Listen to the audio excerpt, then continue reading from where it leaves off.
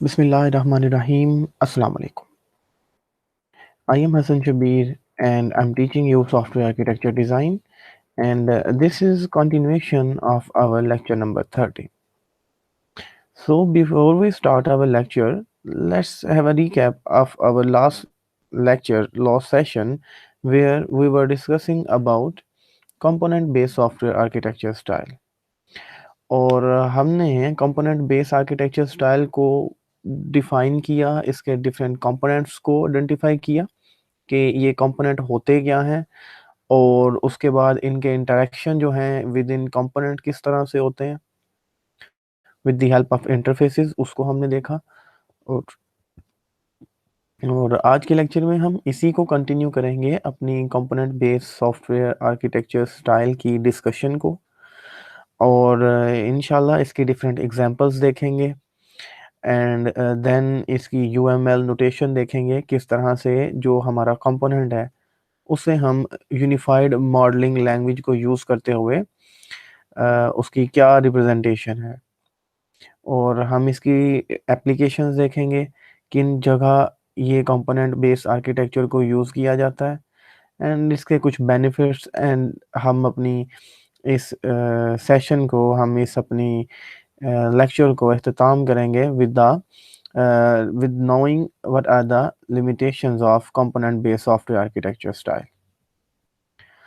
So basically a component based software architecture divides a problem into sub problems and every problem is associated with each other.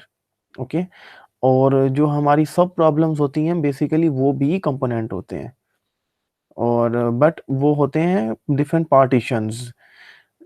For example अगर हम एक student management system बना रहे हैं, अगर इसको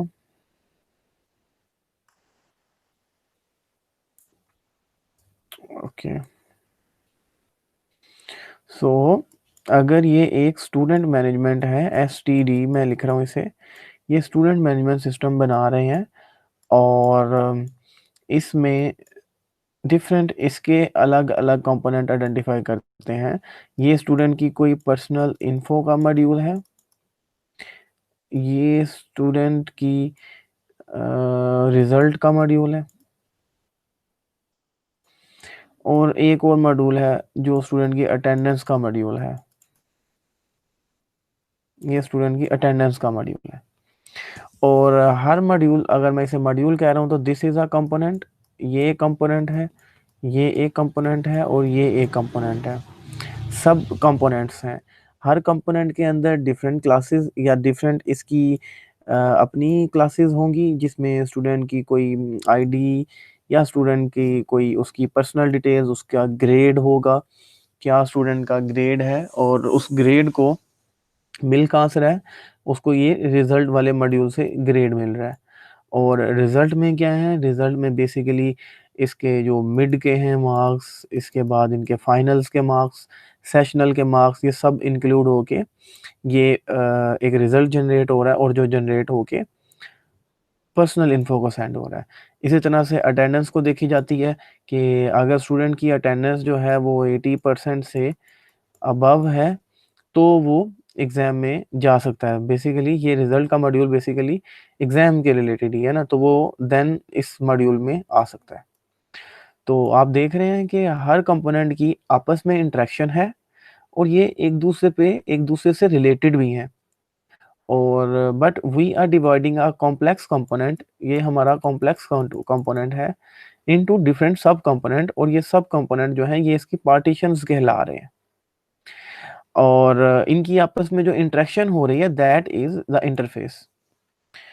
तो इसको आप देखें, the interface of a component place the important role in the component based design, कि जो कंपोनेंट का इंटरफेस है इसकी बेस पे ही जो सब कंपोनेंट्स हैं वो आपस में कम्युनिकेशन करते हैं।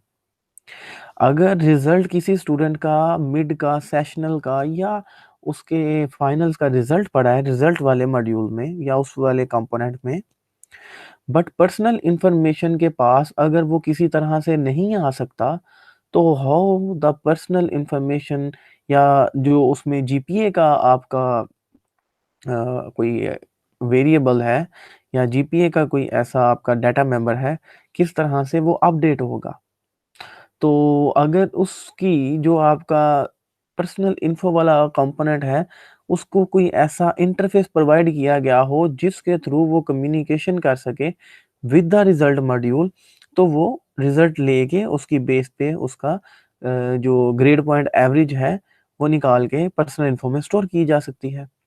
So that is why the interfaces are playing very important role in component based design. और दूसरा है the main motivation behind the component based design is the component reusability. तो इसका मतलब ये है कि जो कंपोनेंट बेस्ड डिजाइन बनाया जाता है, इसको बनाया ही इसलिए जाता है कि ये रीयूजेबल हो। एक डोमेन में अगर आप यूज कर रहे हैं, तो एक दफा आपने एक कंपोनेंट को बना लिया या उसको खरीद लिया, देन आप उसे दोबारा किसी और जगह पे उसी कंपोनेंट को रीयूज कर सकते हो। तो बेसिकली कि ये था कि डोंट रीइन्वेंट द व्हील। आपने एक कंपोनेंट बना लिया, फॉर एग्जांपल आपने स्टूडेंट की पर्सनल इंफॉर्मेशन गैदर करने वाला मॉड्यूल बना लिया। अब क्या होगा अगर आप लाइब्रेरी मैनेजमेंट सिस्टम बना रहे हैं, तो आपने दोबारा से स्टूडेंट की पर्सनल इंफॉर्मेशन को गैदर करने वाला मॉड्यूल नहीं बनाना। So what you will be doing, you will be doing that you are getting you are using the component that is the student info, and you are making your library component, या आपका library का जो programme होगा वो आप क्या कर रहे हो, एक कंपोनेंट को जो आप पहले से बना चुके हो स्टूडेंट की इंफॉर्मेशन का, उसको आप रीयूज कर रहे हो into your library management system. Okay. तो इसी तरह से अगर आपको अकाउंट्स का कोई सिस्टम बनाना है, अकाउंट मैनेजमेंट सिस्टम बनाना है, तो then again you will be using the component that is pre-built, but you are not reinventing the wheel, you are not redefining or implementing your whole student या personal information का जो इसका module है, आप उसे बस as it is reuse कर रहे हो। तो that is the main motivation behind the component based design.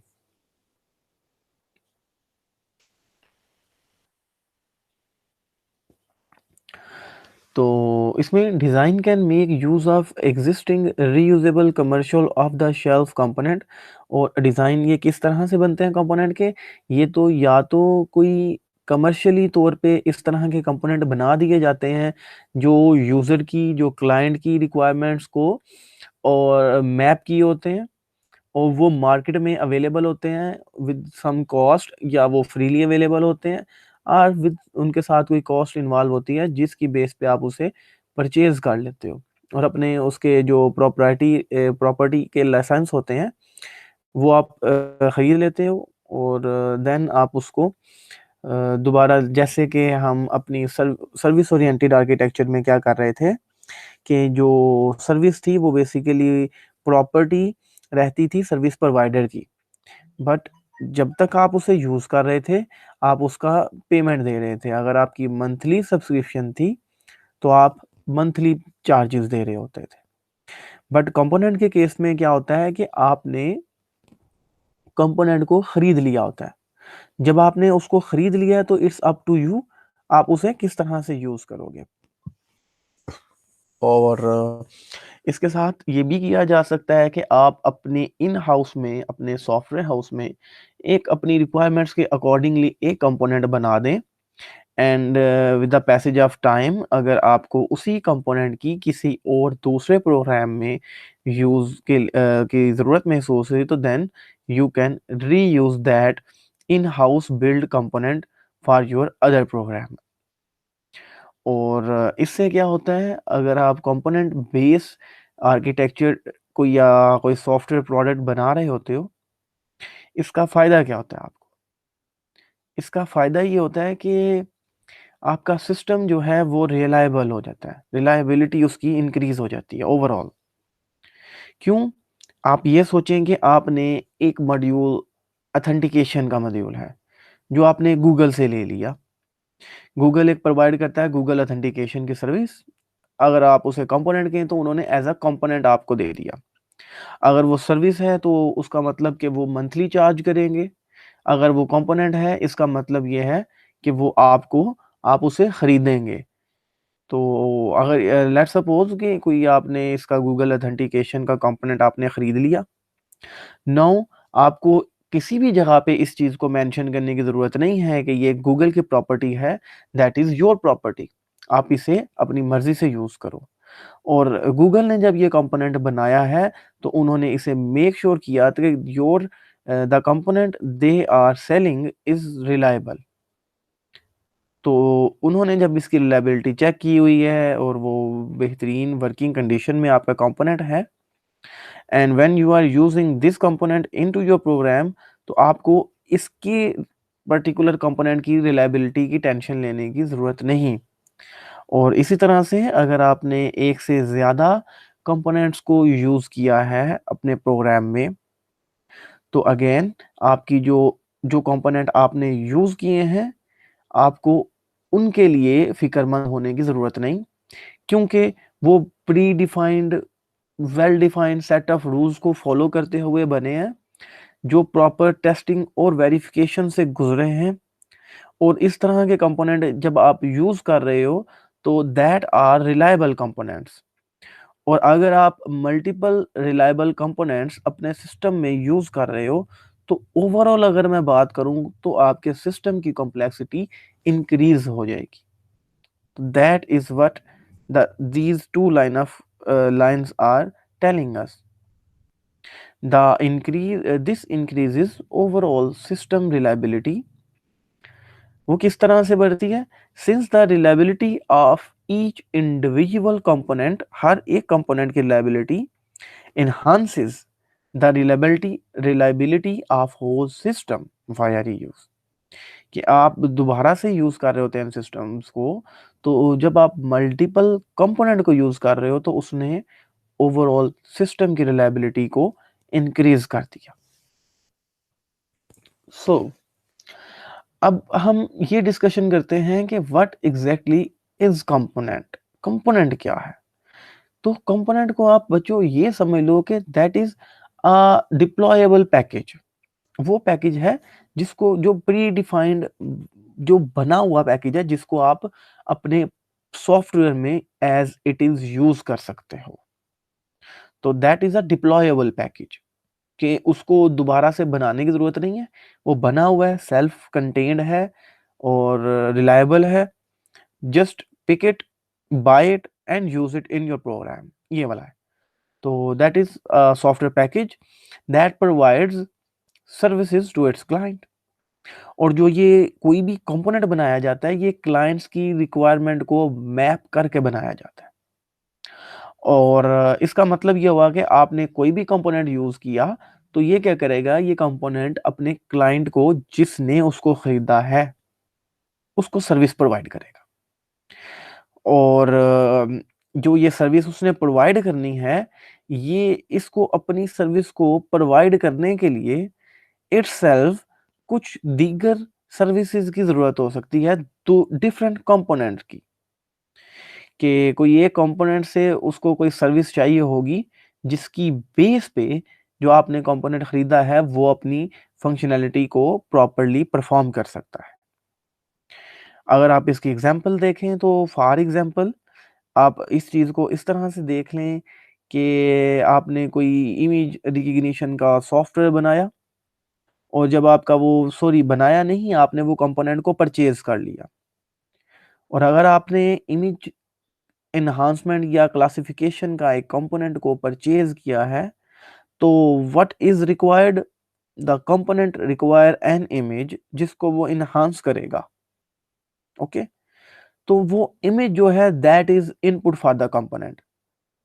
तो इसके बारे में ये बता रहे थे, a component remain self contained. ये कंपोनेंट तब तक self contained and substitutable as long as it's interface remain unchanged.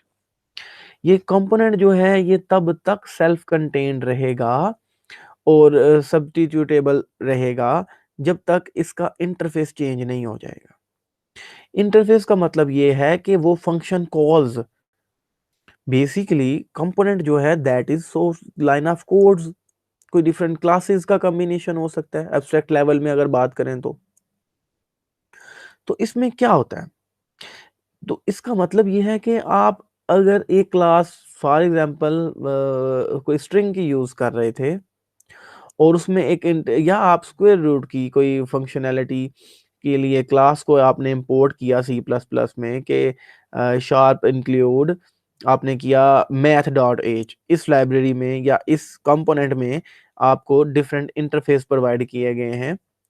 एक फंक्शन है SQRT का, अगर आपके पास फंक्शन हो तो एक फंक्शन है, आप करते हैं मैथ डॉट एच की लाइब्रेरी को इंपोर्ट, अगर मैं इसकी वो लाइब्रेरी कह रहा हूँ तो दैट इज योर कंपोनेंट।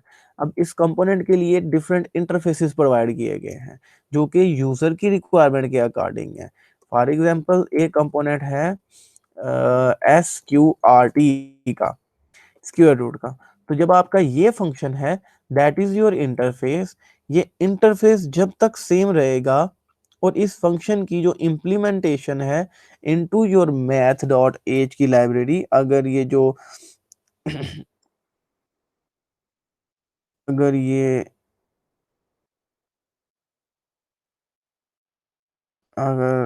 जो मैथ डॉट एच की लाइब्रेरी है, ये वाली जो आपको नजर आ रही है, इस लाइब्रेरी में जो इम्प्लीमेंटेशन है SQRT की, ये इम्प्लीमेंटेशन आप चेंज कर दो, कोई मसला नहीं, या आप इसी में एक नया कंपोनेंट ऐड कर दो, इसके मुतबादिल या इसके सब्स्टिट्यूट में एक नया component math extended dot H को ऐड कर दो जिसमें SQRT का फंक्शन है और उसके साथ साथ there are extended other functions.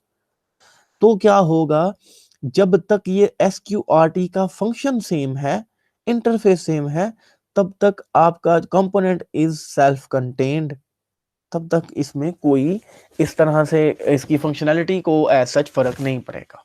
Interface की बेस पे मैथ डॉट एच अपनी फंक्शनैलिटी परफॉर्म करेगा, स्क्वायर रूट परफॉर्म करेगा, बट अगर इसकी इम्प्लीमेंटेशन में कोई चेंज आ गया तो उसकी बेस पे रिजल्ट्स में फर्क आ सकता है, बट जो आपका इंटरफेस है वो सेम रहेगा। तो अभी मैं आपको बता रहा था कि कंपोनेंट क्या होते हैं, ये बेसिकली आपकी एब्स्ट्रैक्ट लेवल पे क्लासेस होती हैं कि higher level of abstract concept then classes, ये बेसिकली क्लासेस के ज़रा हायर लेवल पे आता है। आप इस तरह देख लो कि कंपोनेंट मैंने कहा स्टूडेंट मैनेजमेंट, उसके बाद मैंने कहा कंपोनेंट क्या है हमारा एग्जामिनेशन का जो रिजल्ट मैनेजमेंट सिस्टम, उसका एक सब कंपोनेंट बनाया।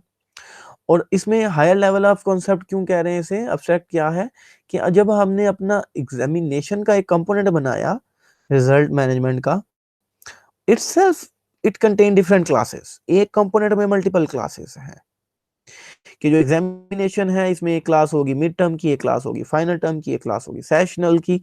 तो एक कंपोनेंट के अंदर मल्टीपल क्लासेस हो सकती हैं, दैट इज वाई इसे कहा जा रहा है कि ये higher level of abstract concept then classes हैं। और इसके अलावा है अ कंपोनेंट में consist of many related classes stored and deployed in the same binary assembly, कि जो आपका कंपोनेंट है ये आपस में रिलेटेड क्लासेस से मिलके बनता है। कि क्यों, देखें जब आप एक क्लास, अभी हमने बात की थी कि एक स्टूडेंट मैनेजमेंट को जब हमने ब्रेक डाउन किया इनटू डिफरेंट सब क्लासेस, तो क्या हर क्लास एक दूसरे से रिलेट कर रही है ना। तो जब ये ओवरऑल रिलेट कर रही हैं तो ये सब एक ही बाइनरी के अंदर असेंबल होंगी। तो इस चीज में ये बता रहा है component may consist of related classes stored and deployed in the same binary assembly। और जब ये कंपोनेंट डिफाइन किए हैं तो इनके अंदर इंटरेक्शन भी होंगे, जो इंटरेक्शन है वो देखते हैं क्या है।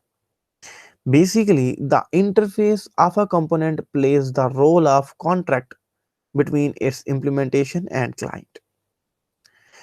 तो इसमें ये कह रहा है कि कोई भी कंपोनेंट जो भी हमने अभी बात की, it can be any component, it can be student management system, it can be library management system, salary management system, payroll management system, कोई भी कंपोनेंट हो सकता है। उसमें ये कह रहा है कि ये क्या करते हैं कि इंटरफेस जो है, कंपोनेंट का इंटरफेस जो है वो क्या कहता है, plays the role of contract.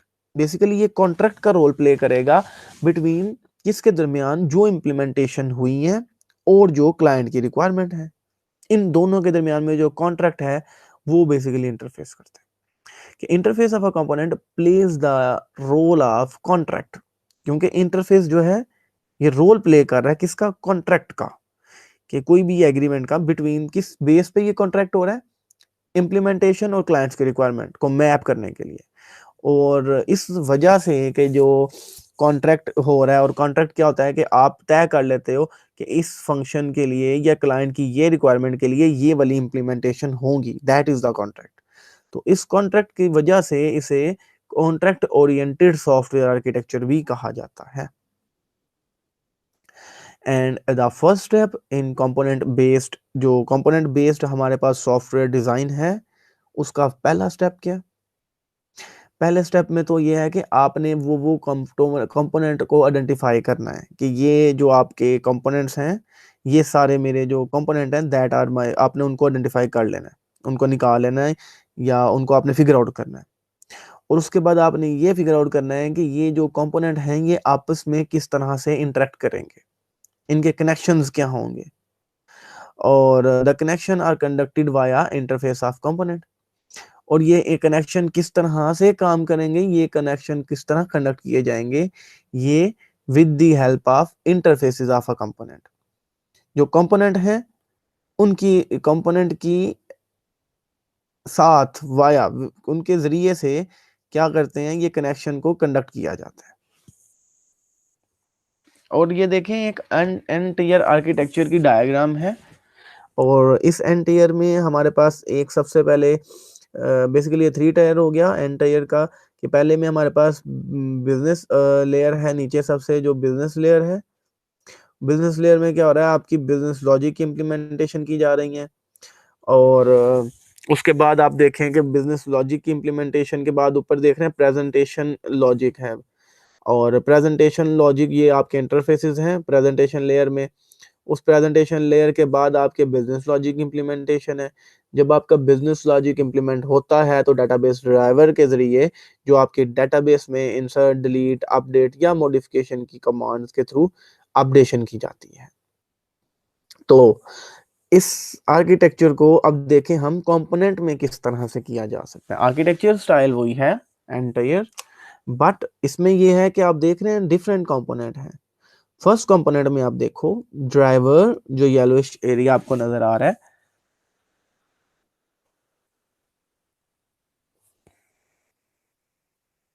ये वाला, इसमें क्या है, इसमें जो आपके ड्राइवर हैं और डेटाबेस को जो एक कंपोनेंट बना दिया, जो मैंने अभी ब्रैकेट में लाया है, कि ये क्या करेगा, जो ये फंक्शनैलिटी परफॉर्म की जा रही है डेटाबेस और डेटाबेस ड्राइवर की, इन दोनों को इकट्ठा कर देगा और एक कंपोनेंट बना देगा।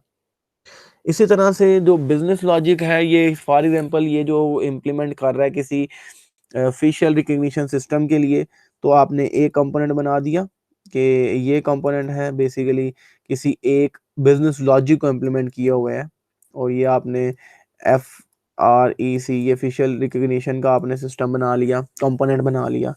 और उसके बाद आपने जो डिफरेंट इंटरफेसेस हैं उनको डिफाइन करने के लिए एक अलग कंपोनेंट हो गया, कि इस तरह के कंपोनेंट हो सकते हैं जो यूजर इंटरफेसेस को डील करेंगे। और आप ये भी कर सकते हैं कि इन तीनों की कम्युनिकेशन करने के लिए for example component presentation layer की, बिजनेस लॉजिक लेयर की, और साथ आपके जो आपके डेटाबेस ड्राइवर्स हैं, इन सब की आपस में कम्युनिकेशन अगर करवानी है तो वो कम्युनिकेशन के लिए आप एक अलग से कंपोनेंट बना सकते हैं। तो basically that is component based architecture, कि आप उनके अलग अलग कंपोनेंट बना लो, और अगर यही बिजनेस लॉजिक लाइक यही जो कंपोनेंट हमने एक आइडेंटिफाई किया कि जो क्या करे, इमेज की क्लासिफिकेशन करेगा, इसको आप किसी और पर्पस में भी यूज कर सकते हो। अगर आप इधर यूज करो दैट्स फाइन, अगर किसी और ने ये कंपोनेंट को मार्केट में किया हुआ है तो वो मार्केट से दूसरी किसी भी पर्पज के लिए खरीदा जा सकता है। ओके, तो वो वहां पे यूज करेंगे। और ये कंपोनेंट मिलके किससे बनते हैं? बेसिकली कंपोनेंट जो है ये सोर्स कोड होते हैं जो एक या एक से ज्यादा क्लासेस को कंटेन किए होते हैं, तो इन्हें हम कहते हैं ये आपका कंपोनेंट है। और कंपोनेंट जब एक से ज़्यादा सोर्स कोड हैं तो ये सोर्स कोड कंपाइल्ड फॉर्म में भी हो सकते हैं और सोर्स फॉर्म में भी हो सकते हैं, जिसमें हम कहते हैं एग्जीक्यूटेबल है तो ये अगर सोर्स में है तो ये क्लासेस में होगा, एग्जीक्यूटेबल है तो ये ऑब्जेक्ट कोड में या वर्चुअल ऑब्जेक्ट कोड में होगा। और उसके अलावा ये अगर अदर फाइल की सूरत में है तो वो क्या होगा, उसमें आपके इमेजेस, टैग्स, इंडेक्सेस, ये चीज़ें इसमें आ जाती हैं। तो इन चीज़ों से मिलके आपका कंपोनेंट बनता है। अगर उसमें सोर्स कोड है तब भी इसे कंपोनेंट कहेंगे। अगर मल्टीपल इमेजेस, एक्सेस और इसके ज़रिए से कोई ये कंपोनेंट बनाया गया है तो जो आपका GUI बेस्ड कंपोनेंट होगा कोई, तो वो भी बनाया जा सकता है। तो अब कनेक्टर्स जी, चलें हमने कंपोनेंट को आइडेंटिफाई कर लिया कि ये कंपोनेंट का काम क्या है, और अब हम देखते हैं कि ये जो कंपोनेंट डिफाइन किए हैं इनके साथ कनेक्शंस किस तरह स्टैब्लिश किए जाएंगे। तो कनेक्टर जो है, कनेक्टर कनेक्ट कंपोनेंट्स, कनेक्टर की वजह से कंपोनेंट्स आपस में कनेक्ट हो जाते हैं। कनेक्ट क्यों होते हैं? ये specify and ruling there interaction करते हैं। क्या करते हैं? कनेक्टर कनेक्ट कंपोनेंट, जो कंपोनेंट को कनेक्ट करेगा कनेक्टर उसको स्पेसिफाई करेगा और उसके इंटरेक्शन को विद अदर कंपोनेंट उसको डिफरेंट रूल्स देगा कि इस कंडीशन में आपने इंटरेक्शन करनी है, इस कंडीशन में आपने इंटरेक्शन नहीं करनी। तो ये इसकी स्पेसिफिकेशन होंगी। तो ये जो सब इम्प्लीमेंटेशन है ये होती है कनेक्टर्स करते हैं। और ये जो आपकी कनेक्टर की इंटरेक्शन है ये डिफरेंट टाइप की हो सकती है। ये लाइक एसिंक्रोनस कम्युनिकेशन वे से भी इंटरेक्शन हो सकती है, मेथड इन्वोकेशन से भी हो सकती है, कोई मैसेज ड्रिवन इंटरेक्शन भी हो सकती है, उसके साथ साथ जो मैसेजेस की बेस पे हो जाती है। कोई डाटा स्ट्रीम, लाइक आपका data in the form of stream आपकी कम्युनिकेशन हो रही है तो वो भी आप कर सकते हैं। इंटरेक्शन ओरिएंटेड जो आपके कनेक्टर्स हैं, एक कनेक्टर से दूसरे एक कंपोनेंट से दूसरे कंपोनेंट में उसकी की जा सकती है कम्युनिकेशन। और जो interaction types is specified by the interaction of component, तो के इंटरेक्शन की टाइप जो है इसे कंपोनेंट की से ही स्पेसिफाई की जाती है। और ये इसकी UML नोटेशन है, ये देख लें आप कि कंपोनेंट जो एक बॉक्स में हमने बना दिया कंपोनेंट, ये देखें ये बॉक्स है और इसमें हमने ये जो इस तरह से नोटेशन बनाई है, बेसिकली ये इस तरह से नोटेशन होती है। तो ये जो नोटेशन है ये पहले जो इसकी UML 1 थी उसमें ये इस तरह से नोटेशन थी और कंपोनेंट की, लेकिन जो नई UML का वर्जन आया उसमें कंपोनेंट की जो रिप्रेजेंटेशन है वो चेंज है। और इसमें देखें जो हमारे पास सबसे पहले बिल्कुल लेफ्ट साइड में है वो क्या शो कर रहे हैं, that are your requires interfaces. जो इंटरफेस की उनको रिक्वायर होंगे कंपोनेंट को अपनी फंक्शनैलिटी को परफॉर्म करने के लिए, कंपोनेंट को जो चीज़ें रिक्वायर हैं उसका मतलब अगर आपने रिप्रेजेंट करना है उसे डायग्रामेटिकली तो आपने ये इस तरह का साइन शो कर देना है। ओके, और इसी तरह से जो चीज़ें कंपोनेंट प्रोवाइड कर रहा है आगे फर्दर कंपोनेंट्स को, तो उसे हम कहेंगे दैट इज आवर रिक्वायर। और वो हम सॉरी इसको हम कहेंगे कि बेसिकली ये जो है ये रिक्वायर्ड है और ये हमारा प्रोवाइड होगा कि जो वो मुहैया करेगा आगे कंपोनेंट को। देखें ये रिक्वायर है और ये प्रोवाइड है, ये प्रोवाइड आगे किसी कंपोनेंट को जो अपना रिजल्ट होगा वो प्रोवाइड कर देगा। इसकी आगे एक एग्जांपल देख लेते हैं कि एग्जांपल में जो हमारे पास जो सॉकेट और लॉलीपॉप नोटेशन कहते हैं, सॉकेट जो सी टाइप आपको नजर आ रहा है दैट इज सॉकेट, ये आपका क्या होगा रिक्वायर में।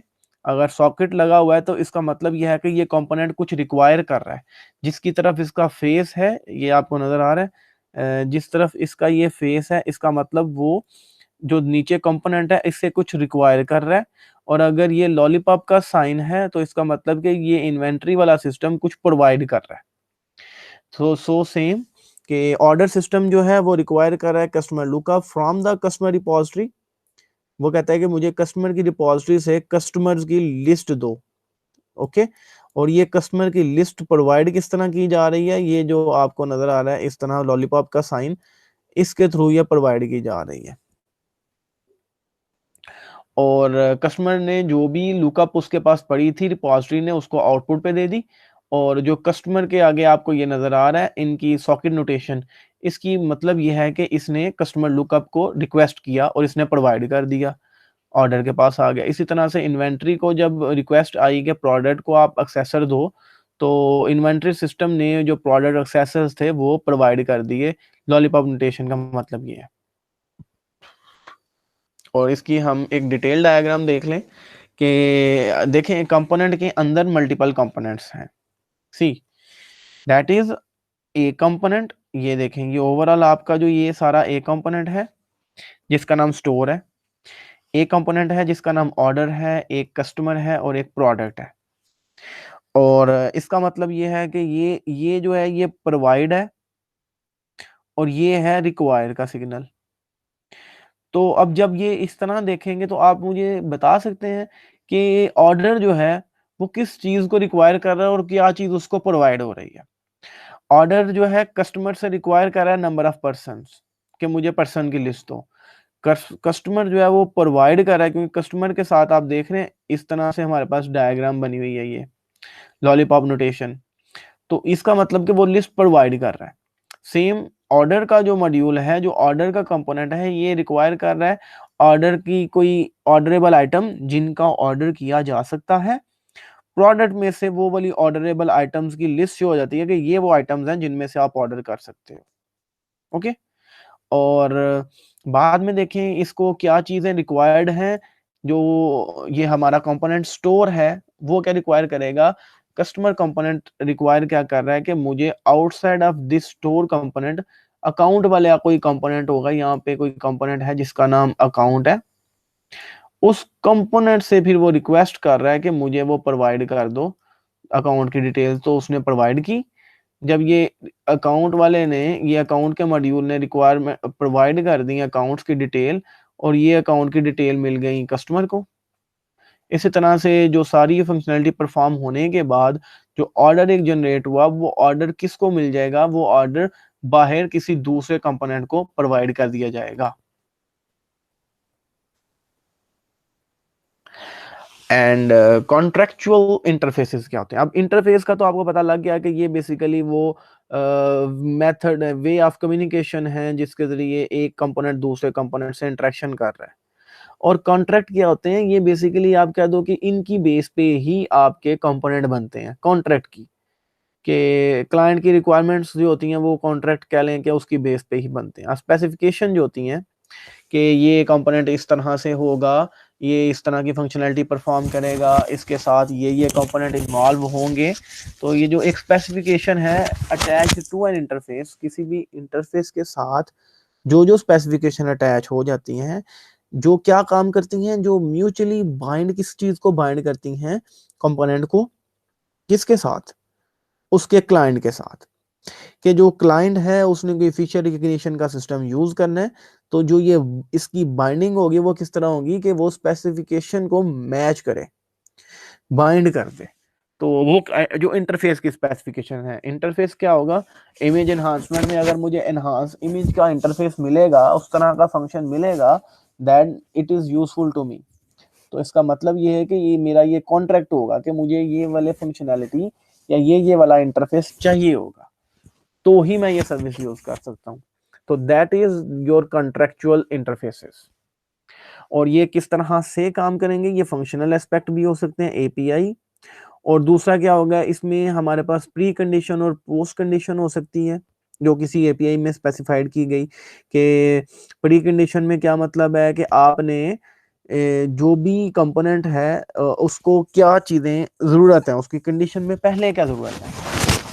तो pre condition denoting the constraint which need to be which needs to be met by the client। किसी भी कंपोनेंट को यूज करने से पहले पहले वो कंस्ट्रेंट हैं जो क्लाइंट ने फुलफिल करने हैं, तो ही कंपोनेंट चलेगा। उसके बाद जो आपकी पोस्ट कंडीशंस होती हैं ये वो होती हैं कि कंपोनेंट अब किस तरह से अपने जो प्रोमिसेस हैं जिसकी बेस पे जो कॉन्ट्रैक्ट में लिखे गए हैं कि ये इंटरफेसेस हैं, इनके थ्रू ये टाइप की फंक्शनैलिटी को परफॉर्म किया जाएगा। पोस्ट कंडीशन ये चीज को डिनोट करेगी कि क्या उसी के अकॉर्डिंग है आपका कंपोनेंट। उसके साथ कंपोनेंट में कोई ग्लोबल कंस्ट्रेंट आ जाते हैं और हमारी नॉन फंक्शन रिक्वायरमेंट भी आ जाती है। और इसका मतलब इसमें नॉन फंक्शनल एस्पेक्ट में क्या आता है कि आप फॉर एग्जांपल हम कोई एक सिस्टम या एक कंपोनेंट बनाया इमेज रिकग्निशन का, जो कि अगर तो मेडिकल इमेजेस की रिकग्निशन की जाए, उस कंपोनेंट को जब किसी हॉस्पिटल के सिनेरियो में यूज किया जाए तो उसकी एक्यूरेसी ज़्यादा चाहिए होगी। और इसी तरह से अगर हमें वो किसी और काम के लिए फोटोशूट के लिए चाहिए हो, या हमें सिर्फ जनरल फेसबुक के लिए वो चाहिए हो कि फेसबुक में हमने उसे यूज़ करना है फॉर इमेज रिकग्निशन, तो उसमें एक्यूरेसी इतनी ज़्यादा मैटर नहीं करती। तो इसका मतलब ये है कि हमारे नॉन फंक्शनल एस्पेक्ट में क्या आ जाते हैं, डिफरेंट कंस्ट्रेन आते हैं, एनवायरनमेंट की रिक्वायरमेंट एक्सेट्रा, ये सब आ जाती हैं इसमें। और जब कंपोनेंट देख लिया, कंपोनेंट के कंस्ट्रेंट देख लिए, सॉरी कंपोनेंट के जो हमारे कॉन्ट्रैक्ट्स होते हैं उनको भी हमने स्टडी कर लिया, उसके कनेक्टर्स को देख लिया। Now what is a component model? ये कंपोनेंट मॉडल जो है ये अब ओवरऑल आप देख लें कि ये मॉडल क्यों बनाया जाता है। वो नमूना इसलिए बनाया जाता है कि जिसको फुलफिल करके आप अच्छे रिजल्ट्स को अचीव कर सकते हैं। आप अब कंपोनेंट बेस मॉडल की इम्प्लीमेंटेशन करेंगे तो उसके लिए आपको कंपोनेंट मॉडल को यूज करना पड़ेगा। ये कहते हैं ये कोई पहले से सेटअप कोई स्टैंडर्ड को मीट करते हुए कोई कंपोनेंट की implementation. A component model is the definition of standard for component implementation, कि जिसमें ऐसे स्टैंडर्ड बना दिए गए हैं कि वो फॉलो करते हुए आप कंपोनेंट की इम्प्लीमेंटेशन कर सकते हैं, उसकी डॉक्यूमेंटेशन कर सकते हैं, एज वेल एज आप उसको डिप्लॉयमेंट में भी ये काफ़ी आपको हेल्प करेगा। और इस तरह के कौन से डिफरेंट मॉडल्स हैं हमारे पास, जो एंटरप्राइज जावा बीन्स का है, डॉट नेट का मॉडल है, कोबरा कंपोनेंट मॉडल है। ये वो मॉडल हैं जिनको फॉलो करते हुए आप कंपोनेंट बेस आर्किटेक्चर को इम्प्लीमेंट कर सकते हो। और the component model specify how the interface should be defined. तो इसमें क्या है कि जो आपका कंपोनेंट बेस मॉडल है, इसमें आपने डिफाइन करना होता है कि आपके इंटरफेस किस तरह से डिज़ाइन होंगे, और इनके लिए क्या होगा कि क्या क्या चीज़ें इनके इंटरफेस में इंक्लूड होंगी, किन किन चीज़ों से ये इंटरफेस मिलके बनेगा, और इसके डिफरेंट एप्लीकेबल डोमेन्स क्या होंगी, ये मैं बता चुका हूँ आपको। एप्लीकेबल डोमेन्स कौन सी होंगी कि इसको कंपोनेंट को अगर हमने इमेज रिकग्निशन को, जो एक कंपोनेंट है जिसे फेसबुक में यूज़ किया तो हाई एक्यूरेसी नहीं चाहिए, बट अगर इसे ही मैं मेडिकल इमेज को डायग्नोज करने के लिए करूं तो वो मुझे उसके लिए काफ़ी ज़्यादा वो चाहिए, एक्यूरेसी चाहिए होगी।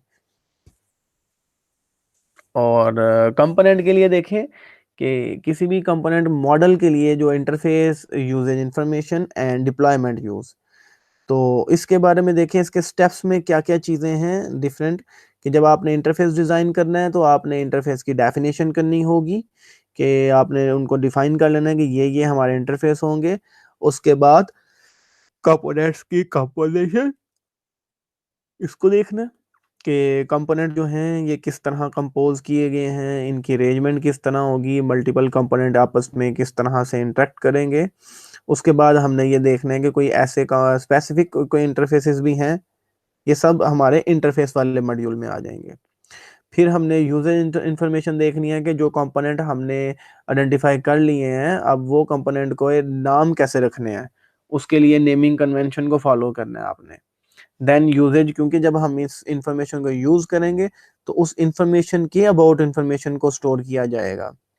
कि अगर स्टूडेंट का नेम स्ट्रिंग में है तो उसका हमारे पास कि स्ट्रिंग की लेंथ कितनी है, स्ट्रिंग में कोई अलाउड कैरेक्टर्स कौन से हैं। तो ये जो डाटा के अबाउट डाटा है दैट इज मेटा डाटा। और बाद में कस्टमाइजेशन है। और कस्टमाइजेशन का मतलब ये है कि आप बेसिकली कस्टमाइज कर सकें अपने कंपोनेंट को। कि अगर फेसबुक के अंदर, या आप ये समझ लें कोई ऐसी एप्लीकेशन है जिसमें आपने अपना कंपोनेंट डिप्लॉय किया, और जो आपने कंपोनेंट डिप्लॉय किया दैट मस्ट बी कस्टमाइजेबल, कि यूजर अपने अकॉर्डिंगली उसकी कॉन्फ़िगरेशन में चेंज कर सके, उसकी लेआउट में चेंज कर सके। तो ये उसके यूजेज की इंफॉर्मेशन होती है, कि क्योंकि ये यूजेज के रिलेटेड ही है ना, कस्टमाइज करके यूज किया जाएगा, तो that is about usages. Metadata, कि जब आपने अपने वेरिएबल्स को यूज करना है तो उसके यूजेज के रिलेटेड आपको इन्फॉर्मेशन चाहिए होगी। और जब आपने उनको नाम देना है यूज करने के लिए, जब नाम देना है, दैट इज नेमिंग कन्वेंशन। अब डिप्लॉयमेंट के रिलेटेड क्या है, कि आपने किस तरह से अपने कंपोनेंट को जो आपने बनाया है उसको पैकेज करेंगे। क्या आप उसकी बाइनरी बनाएंगे, या सोर्स कोड ही दे देंगे, या उसके साथ जो लाइब्रेरीज आपने इंपोर्ट की हैं उनकी पैकेजिंग किस तरह से की जाएगी, ये सब आपका डेवलपमेंट एंड यूजेज वाले सेक्शन में आएगा।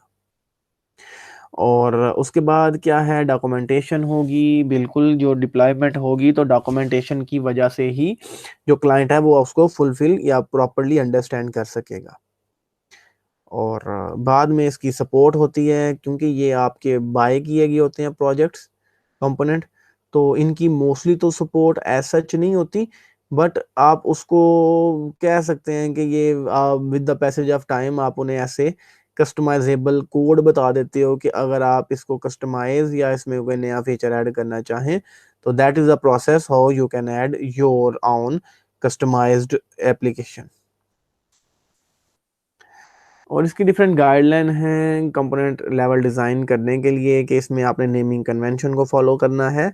जैसे नेमिंग के वेरिएबल का नेम आपने रखना है तो किस तरह से रखना है, क्लास का नेम, कंपोनेंट का नेम रखना है तो वो किस तरह रखना है, तो आपने उसके लिए नेमिंग कन्वेंशन को फॉलो करना होगा। और आपने कोशिश करनी है कि जो प्रॉब्लम है डोमेन स्पेसिफिक हो, और इसके नाम भी आप उसी तरह से रखो जो ईजी टू अंडरस्टैंडेबल है। जिसने यूज करना है उनका, जो उस प्रोडक्ट का आप जिसका सॉफ्टवेयर बना रहे हो उसका नाम भी उसी तरह रख दो, कि यूजर जो है उनको अंडरस्टैंडिंग में ज्यादा आसानी हो जाए। उसके बाद इसकी डिपेंडेंसी है, जैसे आप क्या करते हो, कंपोनेंट बेस्ड डिजाइन बना रहे हो तो आपने डिपेंडेंसी को लेफ्ट टू राइट शो कर देना है, और जो आपकी इनहेरिटेंस है वो टॉप से बॉटम में आ जाएंगी। तो ये बेसिकली कुछ गाइडलाइंस हैं जिनको आप कंपोनेंट लेवल डिजाइन बनाते हुए अपने माइंड में रखते हो। और इनकी एप्लीकेबल डोमेन्स क्या हैं, कि ये जो हमारा कंपोनेंट बेस आर्किटेक्चर स्टाइल है इसको यूज़ किया जाता है जहाँ पे हमारे where the interface contract between sub system, जो कॉन्ट्रैक्ट हैं, जो आपके एग्रीमेंट्स हैं कि किस तरह का सिस्टम बनाना है, कंपोनेंट बनाना है, उसकी रिक्वायरमेंट क्या है, प्री कंडीशन क्या है, पोस्ट कंडीशन क्या है, ये सब पहले से पता हो, क्लियर हो हमें, तब हम इसको बना सकते हैं। और ऐसे हो कि जिन एप्लीकेशन में कपलिंग जो कम से कम लूज कपलिंग हो कंपोनेंट्स के दरमियान में, ताकि जिसकी बेस पे ये रीयूजेबिलिटी की इम्प्लीमेंटेशन की जा सके। और उसके साथ साथ क्या होना चाहिए हमारे पास, सूटेबल फॉर क्लास लाइब्रेरी। और जो हमारे पास पहले से ही इनके लिए सूटेबल हैं, जिधर हमारे पास क्लास लाइब्रेरी सिस्टम ऑर्गेनाइजेशन हो, like dot net class library है, जावा एपीआई है, इन चीज़ों को आप बिल्ड, और एक रिएक्ट भी है, बेसिकली ये कंपोनेंट बेस आर्किटेक्चर की बेस पे बनी हुई है। और इसके बेनिफिट में जो हमारे पास मेजर बेनिफिट है दैट इज रीयूजेबिलिटी। आप एक कंपोनेंट को मल्टीपल सिनेरियोज में, मल्टीपल डोमेन्स में यूज़ कर सकते हो। उसके बाद आपकी इसकी इम्प्लीमेंट मेंटेनेंस एंड एवोल्यूशन है, कि आप इसको इजीली मेंटेन कर सकते हो। कोई नया कंपोनेंट ऐड करना है, you can add the component, you can update it, and but if you are updating या you are changing the component then you are not affecting the rest of the system। जिस component को आपने change किया है बस उस component में change आएगा, बाकी सारा सिस्टम आपका चल रहा है। और interdependency and flexible connectivity of component, के ये जो कंपोनेंट हैं ये एक दूसरे पे एज सच इतना ज़्यादा डिपेंडेंट नहीं है, और इनको आपस में कनेक्टिविटी के लिए भी काफ़ी फ्लेक्सिबिलिटी होती है इनके लिए, जहाँ पे। और बेनिफिट्स में इसका पहला है कि ये independent development of component by default, by different groups in parallel, कि आप मल्टीपल कंपोनेंट को एक साथ पैरेलल में आप इन्हें डेवलप कर सकते हैं। अगर कोई एक इमेज रिकग्निशन का कंपोनेंट डेवलप कर रहा है तो दूसरा स्टूडेंट रजिस्ट्रेशन का कंपोनेंट भी बना सकता है एक साथ ही। That is a benefit. और दूसरा ये है कि productivity for the current and future software development, के जाहिर सी बात है कि जब आप रीयूजेबिलिटी कर रहे हो, मल्टीपल कंपोनेंट बना के रख रहे हो, तो फ्यूचर में भी आप उसको ज़्यादा प्रोडक्टिव बना सकते हो, कि आप उसको रीयूज कर सकते हो, या उसमें कोई नई चेंजेस करके इन्हांसमेंट करके आप उसको दोबारा से ऐड कर सकते हो।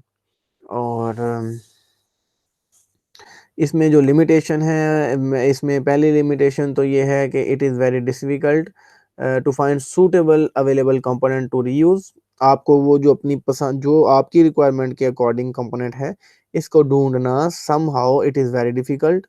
और अगर कोई आपने ऐसा कंपोनेंट ले लिया अगर जो बहुत कॉम्प्लेक्स है, तो आपको उसको अडॉप्ट करना आपके लिए मुश्किल होगा। और दूसरा जो है कि इसके लिए few component oriented dedicated design tool are available, कि डिज़ाइनिंग के लिए जो आपके टूल्स हैं वो भी कम ही हैं, इतने ज़्यादा टेक्नोलॉजी की वो सपोर्ट नहीं है इसको। So that's all for our today's lecture. So what we have cover so far, हमने component based software architecture style को देखा है। इसकी हमने देखा कि किस तरह से कंपोनेंट हम डिफाइन करते हैं, कंपोनेंट होते क्या हैं। उसके बाद हमने देखे कि ये कंपोनेंट की इंटरेक्शन किस तरह से की जाती है। हमने इसकी डिफरेंट एग्जांपल्स को देखा। हमने इसका जनरल जो यूएमएल की इसकी रिप्रेजेंटेशन नोटेशन है वो देखी है। उसके साथ साथ हमने ये देखा कि हमने वो जो एक क्लाइंट और ऑर्डर और उसकी जो लिस्ट का एक हमने एग्जांपल देखी, ऑनलाइन स्टोर का कंपोनेंट था उसका हमने एग्जांपल देखी। देन हमने एक एंटायर आर्किटेक्चर के साथ हमने डिफरेंट कंपोनेंट बेस उसको बना दिया, कि जिसमें हमने एक कंपोनेंट बनाया जिसने इन सारी कम्युनिकेशन कर रहा है, लॉन्ग जो था, जिसमें वो तीनों लेयर्स को वो इकट्ठा ही कवर किया हुआ था। और एक हमने कंपोनेंट बनाया जो डेटाबेस को, डेटाबेस ड्राइवर को आपस में इकट्ठा कर रहा है। एक कंपोनेंट जो है वो किसी बिजनेस लॉजिक को इम्प्लीमेंट कर रहा है, लाइक कोई अलग से ही कोई फंक्शनैलिटी परफॉर्म कर रहा है एक अलग कंपोनेंट। तो इस तरह से हमने इसको देखा।